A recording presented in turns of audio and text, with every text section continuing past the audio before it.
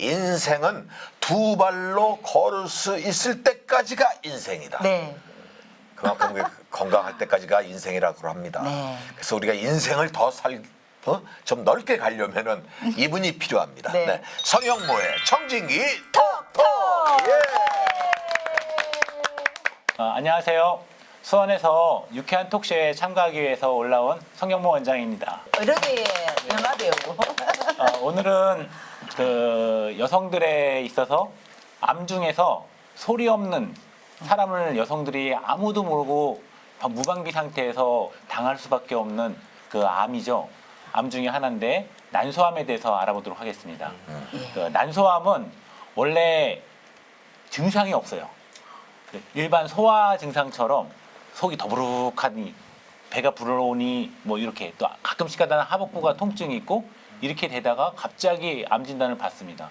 그럼 그 난소암 같은 경우에는 암 진단을 받으면 그 즉시에서 5년 살 확률이 거의 없어요.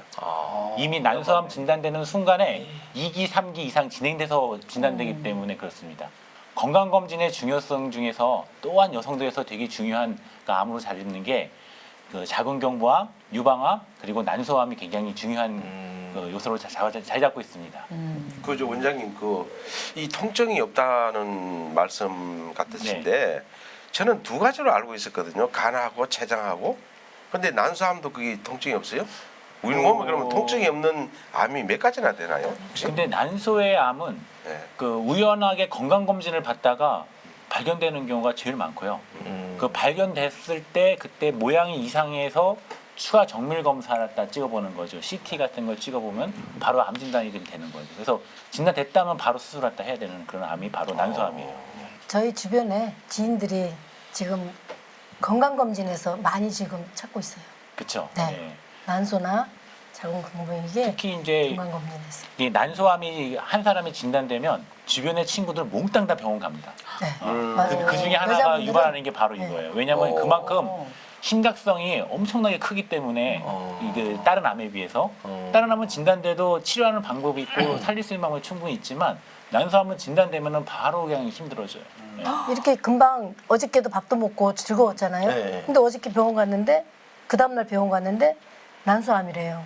그러니까 우리가 옆에 있는 지인들은 깜짝 놀라잖아요. 뭐야? 그럼 나도 가봐야지. 아까 그 원장님 말씀 그 말씀이에요. 그럼 맞아요. 이게 초음파 검사나 이런 걸 병원 가서 네. 간단히 해서도 이게 무록인지 뭐 큰 병인지도 체크가 다 바로바로 되겠죠? 네, 체크가 돼요. 일단은 초음파 검사가 필수고 초음파에서 난소에 혹이 있거나 이상이 있다 그러면 그 다음에 난소암 정밀 검사가 들어가면은 바로 진단이 될 수 있어요.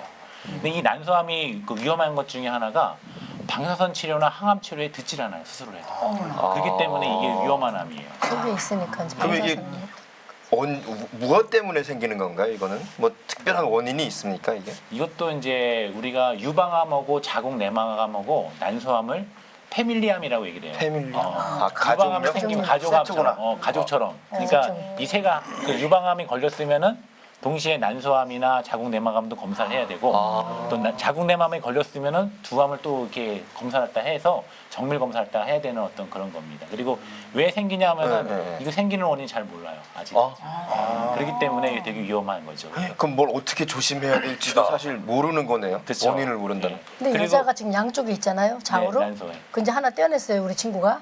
그럼 이제 하나밖에 없잖아요. 그런 경우는 어떻게 되는 거예요? 똑같아요.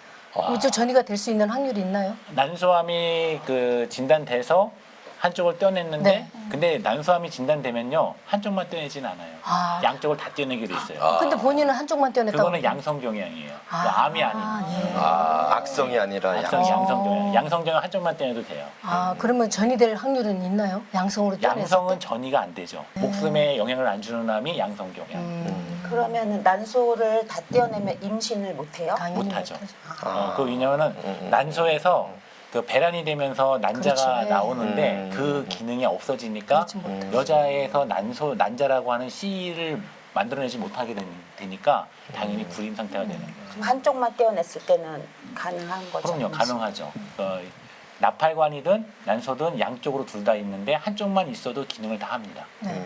그리고 이제 또 하나가 있는데 이제 양성경향으로 해서 난소에 혹이 있다 말이죠. 혹이 있는데 이 혹 자체가 생리통을 엄청나게 심하게 유발하는 그 혹도 있고 그 순간적으로 소화불량이나 가스 같은 거 많이 차게 하는 그런 혹도 있고 또 이제 어떤 혹은 혹이 엄청나게 컸는데도 불구하고 전혀 증상이 없는 그런 혹들도 있어요. 그래서 옛날에는 이제 증상이 그 양성종양이 진단이 되면 복강경으로 다 제거하는 걸로 해서 배에다가 구멍 하나 뚫고 수술 요즘에 다 되거든요. 그렇게 하는 경우도 있고 최근 들어서는 난소낭종 경화술이라 해서 그 나는 내 몸에 칼 대는 거 싫어 이렇게 얘기하시는 분들은 이 질 쪽으로 접근을 해서 난소의 혹을 다 제거해주고 안 생기게 해주는 어떤 치료법이 난소낭종 경화술인데 그것도 요즘에 많이들 하고 있어요. 그럼 후유증은 없을까요?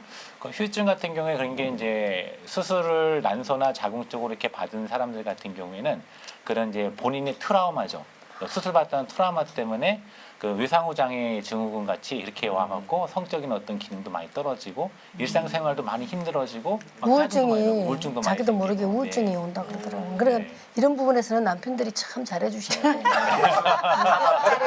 아니 이거 부분만큼은 진짜로 남편분들이 위로해주고 이 여성들한테 자꾸 잘해주라고 말씀드리는데 아니 이런 치료를 하거나 수술을 했을 때는 옆에서 해줄 사람이 남편밖에 없어요. 이걸 누가 얘기를 할 수가 없는 부분이거든. 자존심이고. 그러니까 남편분밖에 없다고. 그러니까 남편이 잘해줘야 우울증 오는 거를 예방을 한다는 거죠. 난소에 생기는 양성종양은 대개 이제 아가씨들이나 미혼이나 30대 정도에서 많이 오고요. 암은 주로 이제 나이 들어서 많이 와요. 40대, 50대 때, 60대도 많이 생기고.